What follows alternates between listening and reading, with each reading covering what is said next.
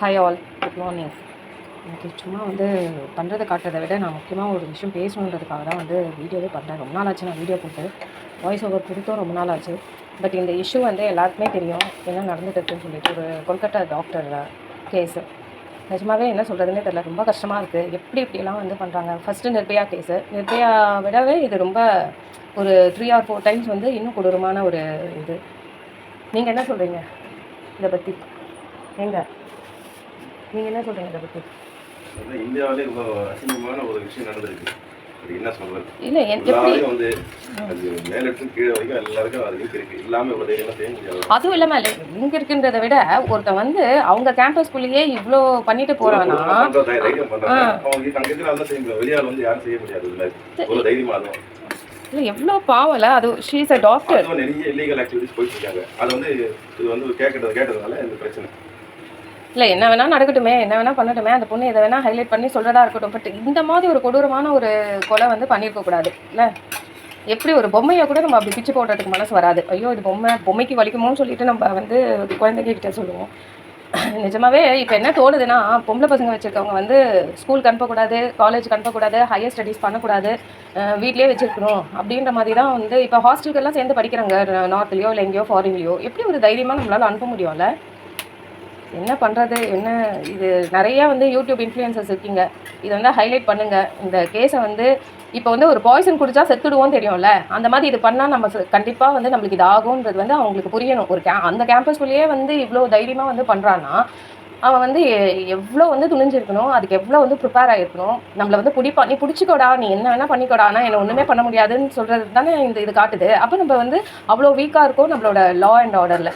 Law and order கண்டிப்பாக வேணும். இதுக்கெல்லாம் உரிமை, மனித உரிமையெல்லாம் வரவே கூடாது. அப்போ அந்த பொண்ணு செத்துச்சு, அதுக்கு என்ன மனித உரிமை வந்து வந்துச்சு? என்ன வந்து பேச போகுது?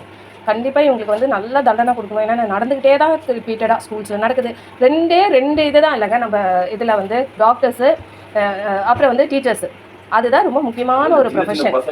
இல்லை 2 தான் ரொம்ப இம்பார்ட்டண்ட்டான ஒரு ப்ரொஃபஷன். அந்த 2 ப்ரொஃபஷனில் தான் இதுவுமே ரிப்பீட்டடாக நடந்துகிட்டே இருக்குது. ஒன்று ஸ்கூல்ஸில் பண்ணுறாங்க, மாஸ்டர்ஸ் பண்ணுறாங்க, தேர் வந்து என்ன எஜுகேட் பண்ணுற ஒரு இடத்துல இருந்துட்டு அவங்க அதை பண்ணிட்டு இருக்காங்க. நெக்ஸ்ட்டு டாக்டர்ஸ்க்கு இப்படிலாம் நடக்குது. எப்படி வந்து அக்செப்ட் பண்ணுறது, என்ன பண்ணுறதுன்னு எனக்கு ஒன்றுமே தெரியவே இல்லை. கிருஷ்ணகிரியில் இது ஒரு கேஸு. அது எப்படி வந்து ஒரு ஸ்கூலுக்கே தெரியாமல் வந்து ஒரு கேம்ப் நடத்த முடியும்? யாரோ ஒருத்தர் வந்து எப்படி ஸ்கூல் அலோவ் பண்ணுது? யாருக்கெல்லாம் டைப் இருக்கு? ஒன்றுமே புரியவே இல்லை. நம்ம வந்து ஒரு லேமேன், ஜஸ்ட்டு நான் ஒரு 4 வீடியோஸ் போடுற ஒரு பொண்ணு தான். ஆனால் வந்து நிறையா வந்து அவேர்னஸ் கொடுக்குறவங்க இருக்கீங்க, நிறைய இன்ஃப்ளூயன்சஸ் இருக்கீங்க. வெளியில் வாங்க, இதை பற்றி பேசுங்க.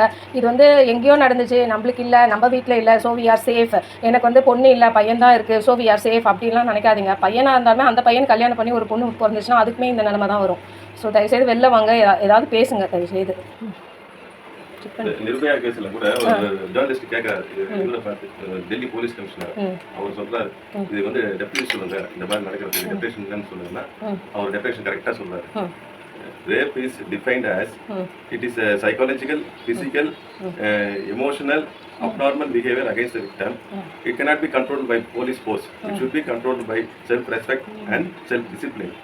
அதான் கரெக்ட். செம்மையாக சொல்லியிருக்காரு. Self respect and self discipline இருக்க எவன் ஒருத்தருமே இதை வந்து பண்ண மாட்டான். அப்படி ஒரு கொடூரமாக பண்ணுறான்னா அவன் சைக்கோ கூட பண்ண மாட்டான் என்ன கேட்டால். இப்படி ஒரு அதுதான் நம்ம பசங்களை வந்து தயவுசெய்து ஒரு செல்ஃப் டிசிப்ளினோட, செல்ஃப் கண்ட்ரோலோட, ஒரு காட் ஃபியரிங்கோட வளர்த்துட்டோன்னா அவங்க என்ன பண்ணாலும் தப்பு பண்ணவே மாட்டாங்க ஃப்ரெண்ட்ஸ். அதனால் நம்ம பசங்களை நம்ம ஒழுங்காக வளர்த்துணுன்றதுல தான் நம்ம இதாக இருக்கணும். இனிமேல் இதெல்லாம் சேஞ்ச் ஆகணும், சீக்கிரமாக சேஞ்ச் ஆகணும். பை.